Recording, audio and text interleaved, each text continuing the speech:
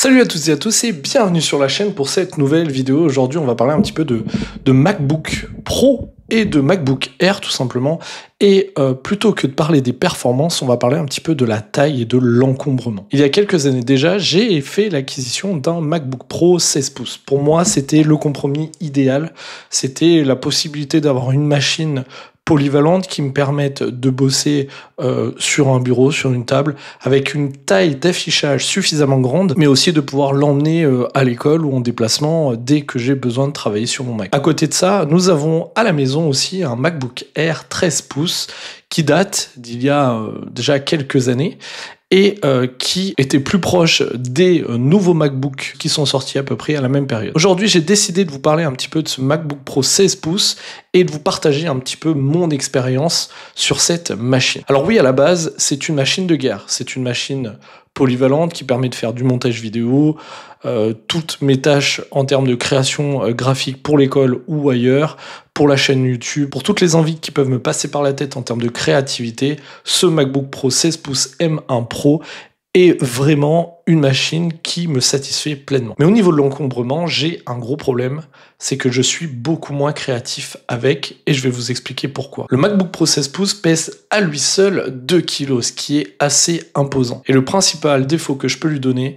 c'est que clairement, je suis obligé d'être attablé, d'être à une table, à un bureau pour pouvoir travailler dessus. C'est très compliqué pour moi de faire comme ce que je pouvais faire tout simplement avec mon MacBook Pro 13 pouces juste avant, c'est-à-dire m'installer sur un bout de canapé, m'installer sur une chaise un peu à l'arrache et pouvoir ouvrir mon Mac et travailler directement. L'un des exemples les plus parlants, c'est clairement l'utilisation du Mac dans une voiture côté passager.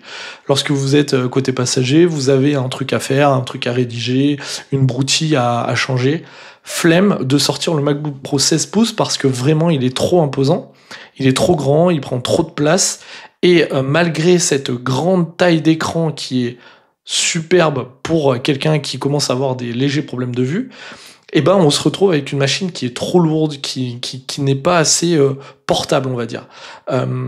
On est plus sur une machine de bureau qu'on va pouvoir transporter, on est sur un transportable, bien plus qu'un portable, et c'est un petit peu ce que je reproche à cette bête-là, et du coup à mon choix de départ qui était l'utilisation et le choix de ce MacBook Pro 16 pouces. Nous avons récemment fait l'acquisition pour les besoins professionnels de ma femme d'un MacBook Air M3. Et là, c'est clairement une révolution en termes de poids. On est sur quelque chose qui est hyper léger, hyper transportable. On le prend une main, on le balade, on peut aller sur le canapé, hop, on rédige son petit truc, on fabrique, on conçoit, tout ça dans un confort ultime, parce que vraiment, la machine ne pèse rien. Alors attention, on est sur deux machines différentes, hein. MacBook Pro 16 pouces, M1 Pro, MacBook Air M3, on n'est pas du tout sur les mêmes configurations en termes d'écran, en termes de résolution, en termes aussi de rafraîchissement de l'image, hein, tout simplement, mais aussi en termes de puissance pure. On est d'accord que le MacBook Pro 16 pouces, c'est un véritable tank. C'est vraiment comme ça que je l'appelle. En plus, avec la refonte complète du design, on a quelque chose qui est assez épais, qui est assez mastoc. L'écran est assez imposant, les haut-parleurs, etc. Et donc, on a une machine qui est transportable, que vous allez pouvoir utiliser, mais pas forcément utiliser et sortir au premier coup d'œil. Et c'est en ça que le MacBook Pro 16 pouces bride complètement ma créativité. Combien de fois je voulais créer un truc, faire un truc, me dire allez je crée une vidéo, je crée une miniature, je crée un truc. Le fait d'avoir à sortir cette bête tout simplement dans l'endroit où j'étais, et ben du coup ça me freine et ça fait que je ne sors pas la machine. En gros, le choix du format de votre MacBook Pro, de votre MacBook Air va dépendre vraiment de votre utilisation. Si vous êtes quelqu'un qui a envie vraiment de pouvoir dégainer la machine à tout moment pour créer du contenu, créer des choses à l'intérieur, ou tout simplement rédiger un mail, rédiger un texte, ce dont vous avez besoin en fait à l'instant T, eh ben je vous conseille vraiment de partir sur des modèles 14 pouces.